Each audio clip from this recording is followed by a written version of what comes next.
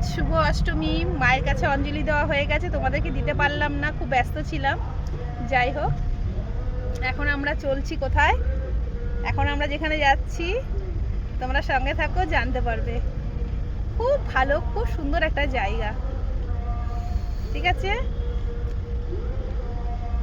আমার হাফ গেঞ্জি আর গেঞ্জি পরিস দিয়ে ওই গলা কাটা গেঞ্জিগুলো একদম এই কালারের সেগুলো দেবো না। দেখো বন্ধুরা, আমরা ট্রেনে উঠে পড়েছি, সবাই যার যার মতো সিটে বসেও পড়েছি, সবাই ঠিকঠাকই ছিলাম। কোথায় যাচ্ছি তোমাদের সেটা শেয়ার করব।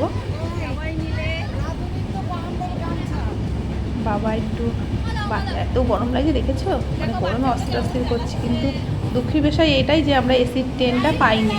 টিকিট অনেক চেষ্টা করেছিলাম কিন্তু হয়নি। 2 মাস আগেও কেটে টিকিটে যে এরকম পরিস্থিতি হবে জানা ছিল না। কিন্তু সবাই মিলে একসাথে থাকাতে খুবই মজা হচ্ছিল, খুবই টাইমটা সুন্দরভাবে কেটে গেছে। এইবারে দেখো পরিবেশ, ও মানে চারিপাশটা এত সুন্দর, প্রাকৃতিক সৌন্দর্য কি বলবো।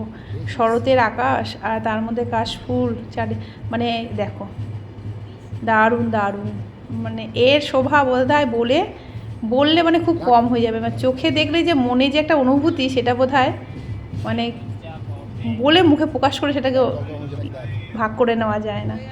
চোখে দেখলেই সেটা একমাত্র হয়, বা মনের মধ্যে।